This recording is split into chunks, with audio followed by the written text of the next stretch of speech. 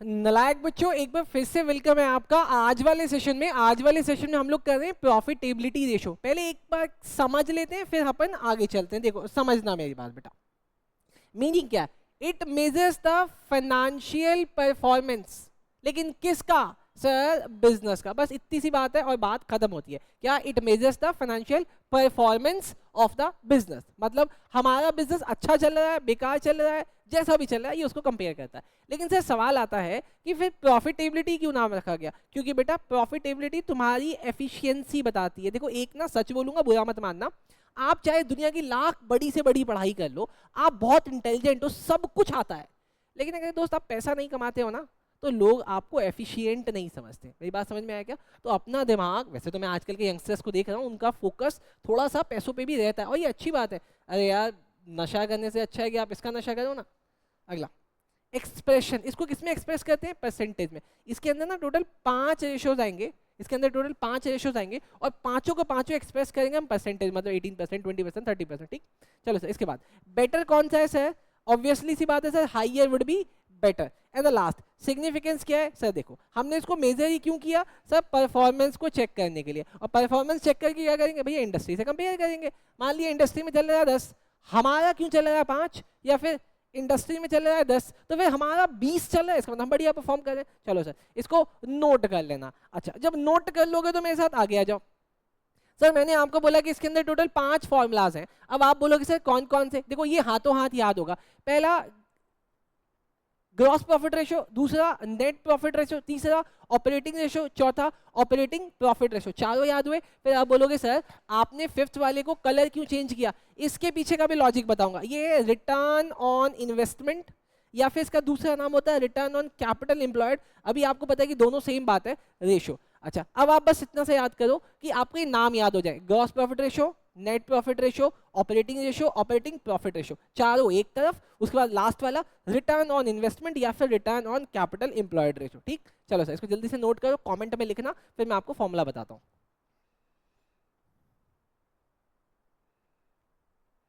चलो नालायक बच्चों, अगर ये याद कर लिया तो थोड़ा सा और आगे देखना मेरे साथ बेटा। ठीक, देखो। अच्छा, अब मैंने लिखे थे चारों यहाँ पे एक कलर में। सर इसके पीछे का लॉजिक क्या था? दो लॉजिक भी बताऊंगा, पहले आप मेरे साथ ये देखना। इसका फॉर्मूला, इसका फॉर्मूला, इसका फॉर्मूला, इसका फॉर्मूला, ये चारों ना एक बात सेम करता है। क्या सेम करता है सर? सर सेम क्या करता है? देखो, अगर मैं इसके फॉर्मूले में, इसके फॉर्मूले में, इसके फॉर्मूले में और इसके फॉर्मूले में देखूं तो मुझे एक सिमिलैरिटी दिखती है। क्या सिमिलैरिटी है सर? इसके नीचे भी RFO, इसके नीचे भी RFO, इसके नीचे भी RFO और इसके नीचे भी RFO। क्या बात है सर! तो सर ग्रॉस प्रॉफिट रेशियो का फॉर्मूला क्या बनेगा भैया? ऊपर रख दो ग्रॉस प्रॉफिट, मल्टीप्लाई कर दो 100 से।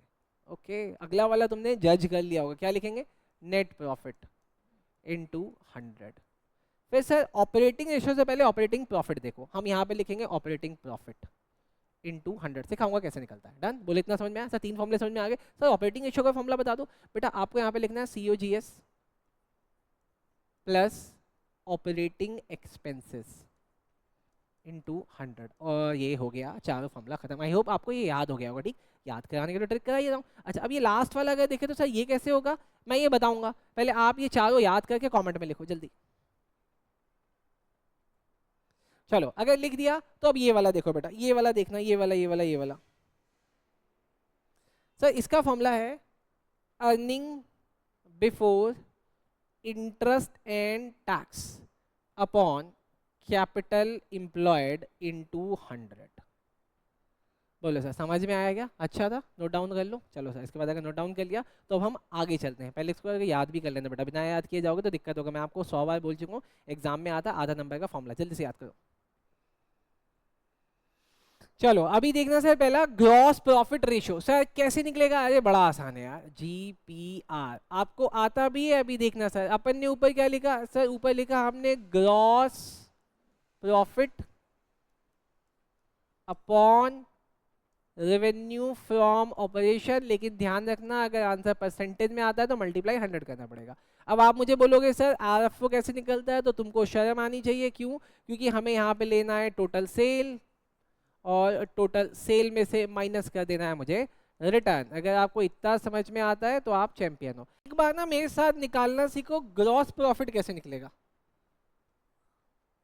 सर ग्रॉस प्रॉफिट कैसे निकलेगा? सर ग्रॉस प्रॉफिट निकालना तो बड़ा आसान है। अपने को क्या करना है सर? अपने को ग्रॉस प्रॉफिट निकालने के लिए अपने को दिमाग लगाना। देखो मैं तो बता ही दूंगा, तुम बताओ। देखो एक तो बड़ा सिंपल है कि आपको अगर परसेंटेज गिवन है तो आप अपने आरएफओ से मल्टीप्लाई कर दो परसेंटेज ऑफ ग्रॉस प्रॉफिट, तो उसका फिगर आ जाएगा। जो अभी तक परसेंटेज में दिया हुआ था उसके बाद उसका क्या आ जाएगा? फिगर आ जाएगा। लेकिन इसका दूसरा तरीका क्या है कि सर आप अपने आरएफओ में से माइनस कर दो सीओजीएस। सर आप अपने आरएफओ में से माइनस कर दो सीओजीएस। इसको समझना है तो इसको ऐसे समझो कि जो आपका सीओजीएस होता है, जब हम उसमें ऐड करते हैं ग्रॉस प्रॉफिट तो क्या आता है? सेल आता है ना सर। सेल का मतलब आरएफओ। मैंने यहाँ पे वही चेंज किया कि आप अपने ग्रॉस प्रॉफिट को निकालने के लिए आरएफओ में से सीओजीएस माइनस कर दो। तुम्हारी लड़ाई मेरे साथ ये होगी अब कि सर मुझे बताओ ये सीओजीएस कैसे आता है। देखो बताया मैंने आपको कई बार है, लेकिन एक बार और देखो यहाँ पे COGS। यहाँ पे इसको स्पेशल क्यों है वो भी बताऊंगा, उसका लॉजिक यहाँ पे स्पेशल क्यों है। एक तो चलो देखो सिंपल वाला COGS कैसे निकलेगा कि आप अपने आरएफओ में से माइनस कर दो ग्रॉस प्रॉफिट। सर ये तो सिंपल वाला हो गया। ये तो सिंपल हो गया कि यहाँ पे कुछ दिमाग ही नहीं लगा। लेकिन जहां दिमाग लग रहा है वो क्या कहता है? वो कहता है ओपनिंग इन्वेंट्री। वो कह रहा है ओपनिंग इन्वेंट्री, ध्यान से समझना। लेकिन इसमें ऐड कर देंगे सर हम परचेजेस को। Very good sir. इसमें हम लोग ऐड कर देंगे डायरेक्ट एक्सपेंसेस को और माइनस कर देंगे क्लोजिंग इन्वेंट्री को। तो भी सर हम लोग निकल पहुंचते हैं सीओजीएस में। लेकिन सर फिर इंपॉर्टेंट क्या है दोस्त? इंपॉर्टेंट देखो क्या है। अगर आपकी ओपनिंग इन्वेंट्री और आपकी क्लोजिंग इन्वेंट्री में ये दो चीजें हैं, मान लेते हैं कि आपकी ओपनिंग इन्वेंट्री आ रही है 1000, लेकिन इसमें ना दो चीजें एडेड है। वो दो चीजें माइनस करोगे ना, दो चीजें माइनस, तब आपको माइनस करके यहाँ पे 800 लेना है। लेकिन आप बोलोगे सर वो कौन सी दो चीजें हैं? आप पहले इसको नोट करोगे तो मैं बताऊंगा। ठीक है, ऐसे यहाँ क्लोजिंग इन्वेंटरी के केस में भी लेना है कि सर अगर ये 1000 है तो उसमें भी वो दो चीजें माइनस करनी है। अब वो क्यूरियोसिटी ठीक करूंगा, पहले आप इसको नोट करो जल्दी। चलो चलो नोट हो गया। तो सर वो दो चीजें कौन सी थी? सर वो दो चीजें हैं स्पेयर पार्ट्स और दूसरा है लूज टूल्स।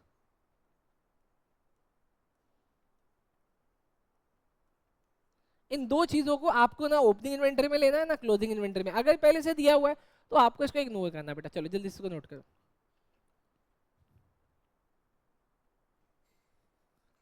चलो दोस्तों देखो इतना कर लिया तो थोड़ा सा और आगे देखो। अभी ना बच्चों में बड़ी क्यूरियोसिटी रहती है। सर बच्चे मुझसे कह रहे हैं कि सर डायरेक्ट एक्सपेंसेस जब हम लोग 11th क्लास में थे तब तो हमें पता था कि कहाँ होते थे, ट्रेडिंग अकाउंट में होते थे, लेकिन सर यहाँ कहाँ होगा? अरे आपकी सारी प्रॉब्लम्स दूर करूंगा, आप नोट करो। डायरेक्ट एक्सपेंसेस कहाँ कहाँ मिलेंगे? आपको जो डायरेक्ट एक्सपेंसेस मिलेंगे ना दोस्त, वो आपको पहली कहाँ मिलेंगे सर? वो आपको मिलेंगे एम्प्लॉई बेनिफिट एक्सपेंसेस के अंदर। सर एम्प्लॉय बेनिफिट के एक्सपेंसेस के अंदर अरे जैसे वेजेस हो गया, कैरियज हो गया, आई मीन वेजेस हो गया, और क्या नाम है वो एम्प्लॉय बेनिफिट में। और दूसरा मिलेगा अदर एक्सपेंसेस में। अदर एक्सपेंसेस में जैसे कैरियज हो गया, वाटर हो गया, कोल हो गया, वो सब यहाँ पे मिलेगा। और अगर यहाँ नहीं देगा ना तो वो आपको अदर एक्सपेंसेस में देगा, आई मीन अदर इंफॉर्मेशन में देगा। तो आप वहाँ से भी ढूंढ लेना। देखो अगर आप ये वीडियोस देख रहे हो तो आप इसके बाद ना क्वेश्चन वाली सीरीज भी देखना, तब मैं ना आपको जाके ये सब चीज़ें कराऊंगा। अभी तो ये फॉर्मूले वाली सीरीज चल रही है जहाँ पे आपको फॉर्मूले रटवाने की कोशिश कर रहा हूँ। चलो सर इतना भी मुझे समझ में आ गया। अच्छा अब अगर इतना समझ में आ गया तो अब आप एक चीज़ और समझो कि सर आप मुझे बताएं इस GPR रेशो में इंक्रीज कब आएगा और GPR रेशियो में डिक्रीज कब आएगा। वैसे तो मैं इसके लिए अलग वीडियो बनाने वाला हूँ, लेकिन आप वैसे इसको थोड़ा सा समझ लो मोटा मोटा समझाने के लिए कि देखो क्या होता है कि आप ऊपर रखते हो GP और नीचे रखते हो RFO, ऐसा ही तो करते हो। हाँ जी सर। और नीचे उसके बाद मल्टीप्लाई कर देते हैं 100 से। अब मान लेते हैं ये आपका आंसर आ रहा है 10%। मैंने पूछा 10% कैसे आया, तो आपने बोला कि सर ऊपर ना मेरा GP था 10,000 और नीचे मेरा RFO था 1 लाख। अब मुझे बताओ ये इंक्रीज कब होगा? सर जब आपका ये बढ़ जाए, है ना, ये मतलब ये इंक्रीज हो जाए, ये एक 10,000 की जगह 20,000 हो जाए तो 20% हो जाएगा, 30,000 हो जाए तो 30% हो जाएगा, 40,000 हो तो 40% हो जाएगा। लेकिन सर उसके जगह ये और बढ़ सकता है, एक और है कि सर आपका ये नीचे वाला डिक्रीज हो जाए, मतलब नीचे वाला डिक्रीज आपका आरएफओ डिक्रीज होने लगे। अभी बोलो मेरी बात समझे क्या? और सर उसका वाइसा वैसा, उसका वाइसा वैसा यहाँ लगेगा बेटा, ठीक। चलो वैसे मैं आपको कराने वाला हूँ, लेकिन फिलहाल के लिए आप इसको नोट कर लो। यहाँ पे मैंने आपको जीपी रेशो पूरा करा दिया। Thank you. चलो नालायक बच्चों, वेलकम है आपका ऑपरेटिंग रेशो में। एक ऐसा रेशो जो सच में इजी है लेकिन सबको मुश्किल लगता है, क्योंकि वो मेरे से नहीं पढ़ते। देखो मेरे से पढ़ोगे तो मैं इसको आसान बनाता हूँ। देखो आपको याद रखना है कि ऑपरेटिंग रेशो का फॉर्मूला है COGS plus operating expenses upon RFO into 100। हाँ जी सर, ये तो आप हमें बता चुके थे, मैं बता चुका था। अगर मैं बता चुका था तो मैं आपको एक बात और बताता हूँ। इन दोनों को मिला के हम लोग क्या कहते हैं सर? इन दोनों को हम लोग मिला के कहते हैं ऑपरेटिंग कॉस्ट।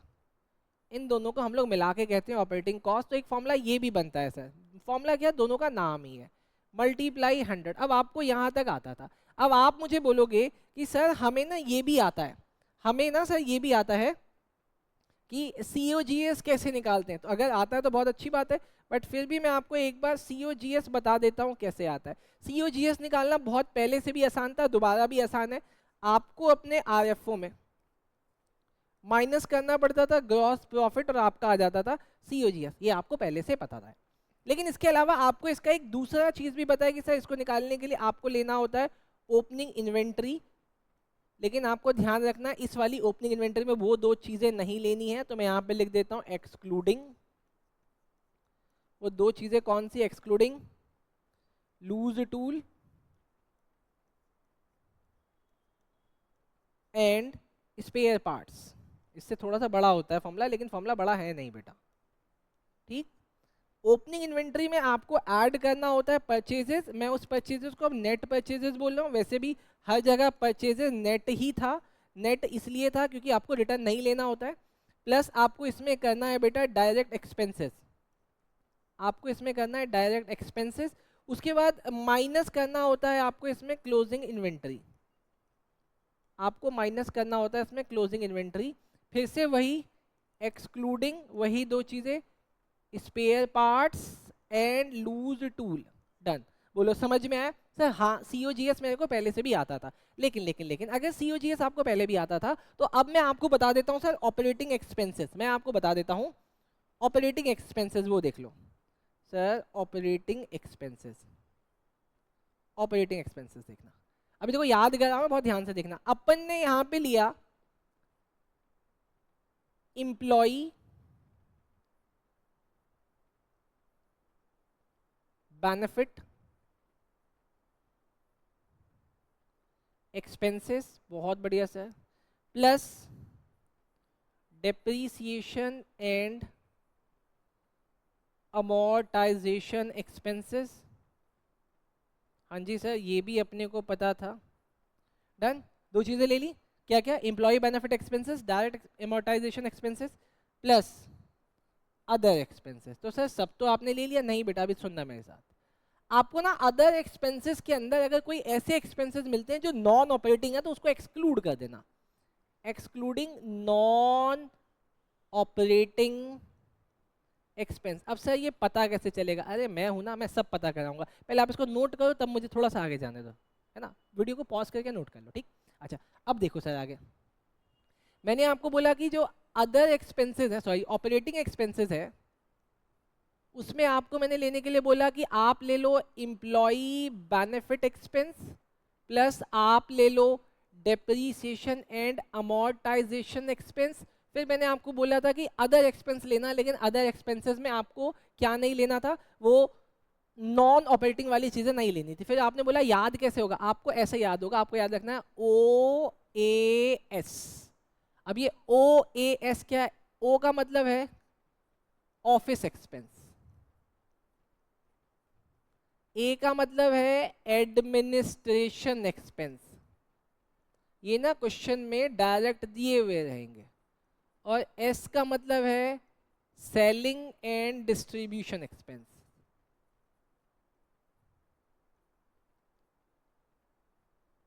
बोलो अब भी तो याद हो जाएगा। हाँ जी सर। अब ना ये थोड़ा सा कॉम्प्लिकेट करने के लिए कह रहे हैं कि सर आप मुझे ना ऑपरेटिंग कॉस्ट बता दो। अरे अभी तो बताया था कि ऑपरेटिंग कॉस्ट का मतलब है COGS प्लस ऑपरेटिंग एक्सपेंसेस। तो आप COGS को यहाँ पे लिख दो, जो भी होता है आपको तो याद है। COGS क्या, ओपनिंग इन्वेंट्री, दो चीज़ें हटाने के बाद, प्लस बोलो प्लस नेट परचेजेस, हाँ जी sir net purchases, plus direct expenses, हाँ जी sir direct expenses, minus closing stock, वो दो चीज़ें हटाने के बाद spare part and loose tool.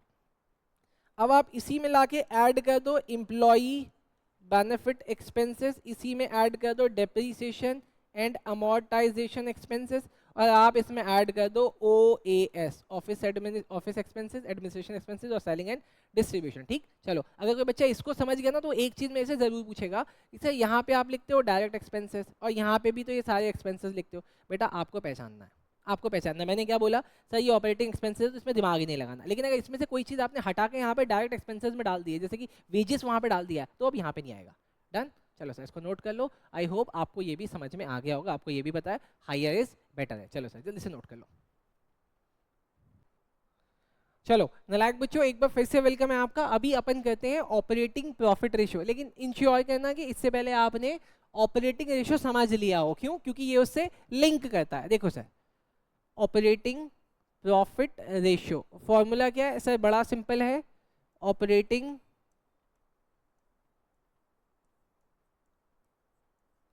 Profit upon RFO। क्योंकि आंसर मुझे इसका परसेंटेज में निकालना होगा, अगर अगर तो मैं मल्टीप्लाई 100 से कर दूंगा, ठीक है। लेकिन अगर मुझे नहीं निकालना होगा तो मैं ऐसे ही निकालूंगा। लेकिन आपको याद होना चाहिए कि इनके आंसर परसेंटेज में आते हैं, इसीलिए 100 से मल्टीप्लाई हो जाएगा।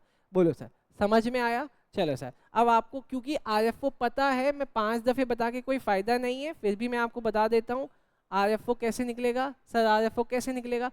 ये बड़ा सिंपल है, आप अपने COGS में ऐड कर दो ग्रॉस प्रॉफिट, लेकिन अगर लॉस हुआ है तो माइनस कर दो ग्रॉस लॉस। सॉरी ये अरे क्या करा दिया भाई, पक्का सोचो क्या होगा, प्लस माइनस होगा या क्या होगा? GP क्या होगा? COGS प्लस GP, और COGS माइनस ग्रॉस लॉस। दिमाग लगाओ फिर मुझे बताओ।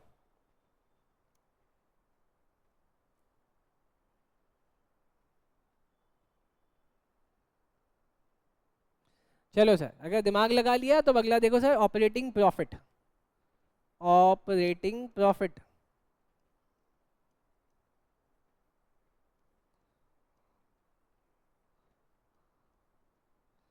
Operating profit is most most most most important. आपको क्या करना है, आपको अपने ग्रॉस प्रॉफिट में ऐड करना है अदर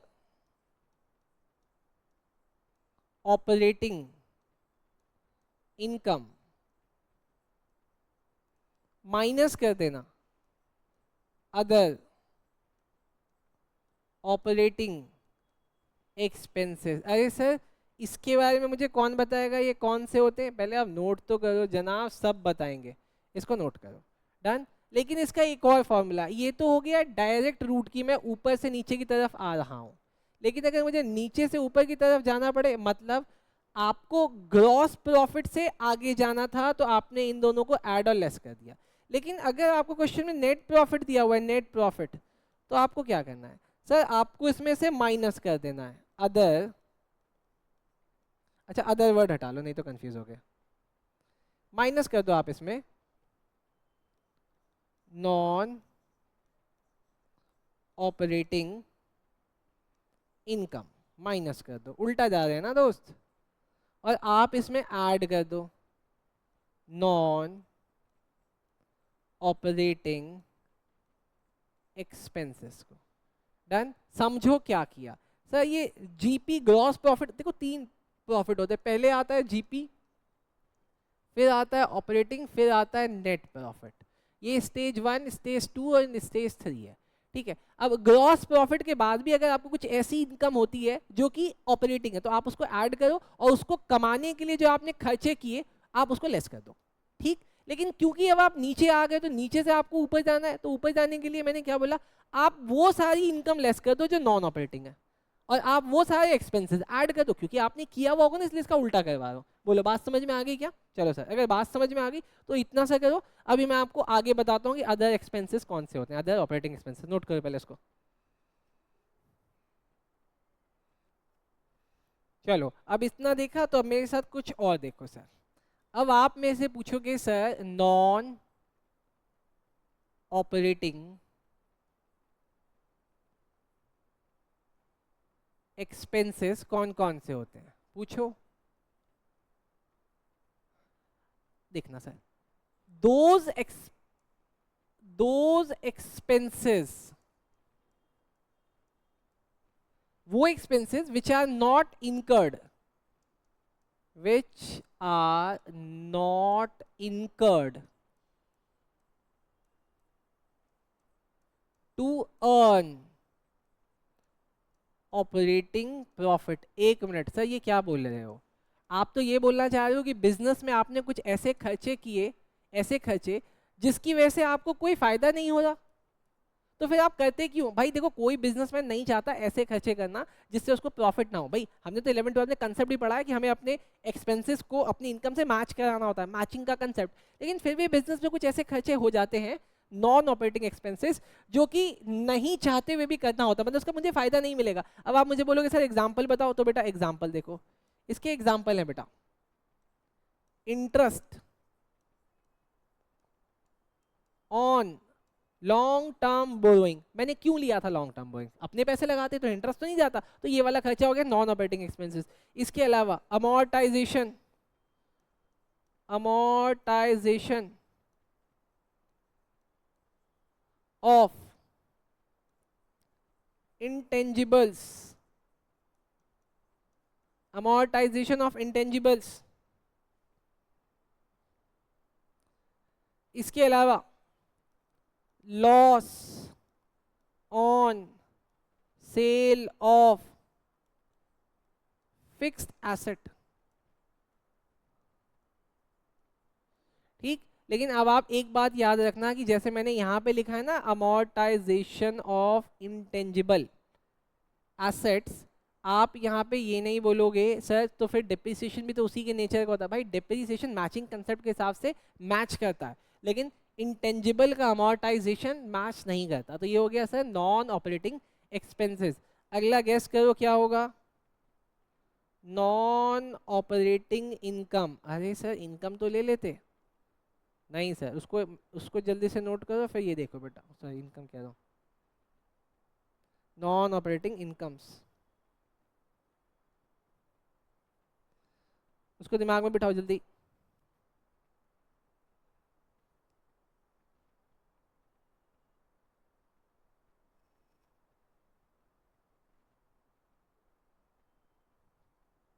देखा? चलो सर देखो, नॉन ऑपरेटिंग इनकम, देखो आपने बिजनेस, जैसे मैंने भी बिजनेस खोला हुआ है, मैं भी बेटा बच्चों को पढ़ाने का, उनका करियर डेवलप कराने का बिजनेस करता हूँ, ठीक है। अब इसको वर्ड बिजनेस देना गलत होता है, education is not a business, पर फिर भी मैं तो वही बोलूँगा जो सच है। अगर मैं आपको पढ़ा भी रहा हूँ, मैं तो चाहूँगा ना कि कुछ ना कुछ फ्रूटफुल चीज़ें मेरे लिए भी हो। अब चाहे वो आपका लाइक हो, शेयर हो, सब्सक्राइब हो, जो भी हो, अगर उससे मुझे कुछ पैसा बनेगा तब तो ये काम करने में मुझे भी मज़ा आएगा। लेकिन अगर पैसा नहीं बनना, देखो मेरा कोई पैशन वैशन नहीं है, ठीक है, मेरा कोई पैशन वैशन नहीं है कि मैं मेहनत करता जाऊँ करता जाऊँ करता जाऊँ और it will not develop money. भैया मनी बनेगा तभी मेहनत करूँगा, चाहे मैं कुछ भी कर लूँगा, ठीक। चलो सर, तो नॉन ऑपरेटिंग इनकम एक ऐसी इनकम है जिसके लिए आपने काम ही नहीं किया लेकिन पैसा बन गया। मतलब आपने कुछ ऐसी इन्वेस्टमेंट करी थी जो नॉन ट्रेडेड थी और उससे आपको इंटरेस्ट आ गया, तो यहाँ पे लिखो इंटरेस्ट, इंटरेस्ट ऑन इन्वेस्टमेंट,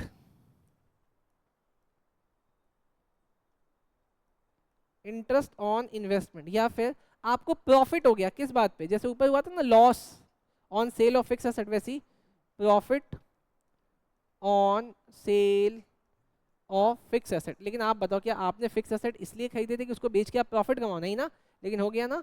तो सर ये हो गए सारी चीजें डन। अच्छा, अब इसको जरा लिंक कराऊंगा, जरा लिंक देखो सर। हमने ना यहाँ पे ये दोनों चीजें तो सीख ली सर, एक ये सीख ली और एक ये सीख ली, ठीक। लेकिन सर ये क्या होगा, नॉन ऑपरेटिंग इनकम और नॉन ऑपरेटिंग एक्सपेंसेस। अब वो इनकम जैसे ये है ना, ये ऊपर वाला, ये देखो ना, ये और यही ये है। तो सर अगर ऊपर से आएगा तो ऐड करेंगे, नीचे से जाएगा तो लेस करेंगे, ठीक है। आई होप आपको ये भी समझ में आया होगा। अगर समझ में आया तो जल्दी से आप देख लो कि इसका ऑब्जेक्टिव क्या है और सिग्निफिकेंस क्या है। सर ऑब्जेक्टिव स्लैश सिग्निफिकेंस क्या है, ऑब्जेक्टिव एंड सिग्निफिकेंस क्या है।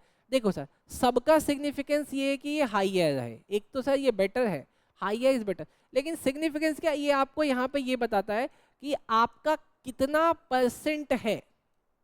अगर आप सेल करते हो 100%, मतलब 100 रुपए की चीज बेचने में आप कितना ग्रॉस प्रॉफिट निकालते हो, ठीक है। तो इसका सिग्निफिकेंस क्या, ये आपकी परफॉर्मेंस प्रॉफिटेबिलिटी का एवेल्युएशन करता है। तो आप यहाँ पे लिखो इट इवैल्यूएट्स द ऑपरेटिंग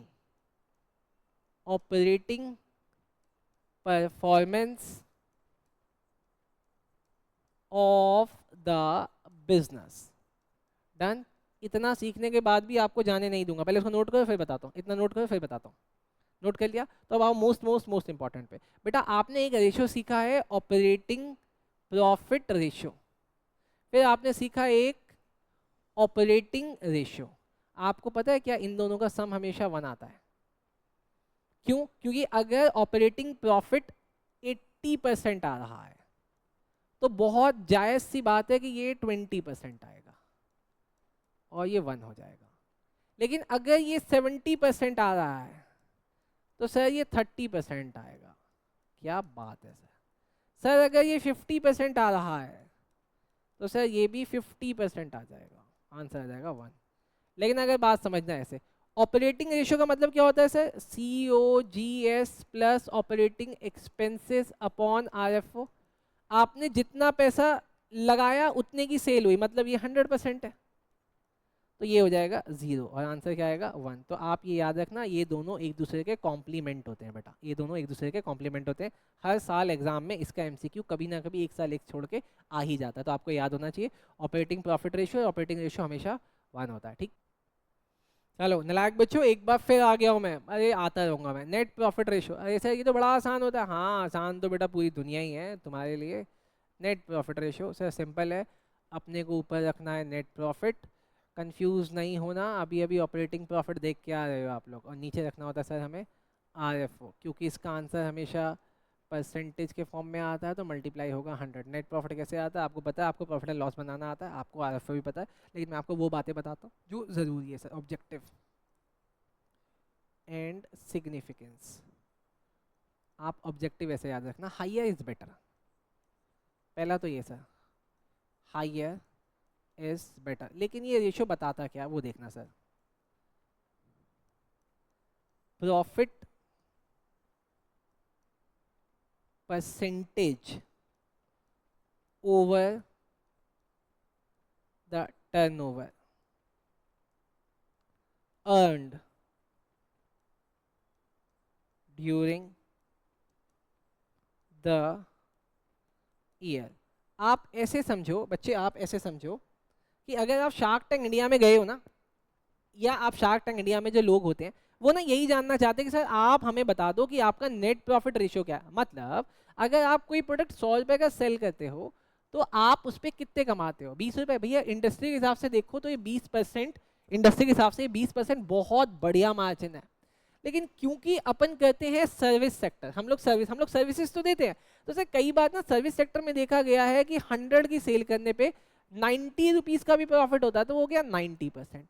लेकिन यूजुअली इंडस्ट्री का, जैसे मैं आपको एक बात बताऊं, टेक्सटाइल की इंडस्ट्री का, एक टेक्सटाइल इंडस्ट्री है, वहाँ का जो प्रॉफिट मार्जिन है ना 4% से लेके 5% तक का रहता है। मतलब अगर उन्होंने कोई कपड़ा 100 रुपये का बेचा है तो सर वो 104, गलत हो गया थोड़ा सा, देखो सर इसका मतलब है कि अगर कोई उन्होंने कपड़ा 100 रुपये का बेचा है ना, तो इसका मतलब इसका 4%, इसका 4%, क्योंकि हम यहाँ पे किस लिए लेते हैं, नेट प्रॉफिट RFO के ऊपर लिया जाता है, तो इसका 4% कितना होगा, 4 रुपये। मतलब 100 रुपये की चीज़ में 96 तो कॉस्ट है और 4 रुपये प्रॉफिट है। डन, बोलो बात समझे क्या। अच्छा, अब इतना कुछ समझने के बाद, इतना कुछ नोट करने के बाद, अब लास्ट फॉर्मूला रहता है, इसका नाम है रिटर्न ऑन इन्वेस्टमेंट। मतलब ROI पूछ रहा है आपसे, ROI, या फिर आपसे पूछ रहा है ROCE, एक ही बात है दोनों। इसका फॉर्मूला क्या है देखो बेटा, profit before interest tax and dividend upon capital employed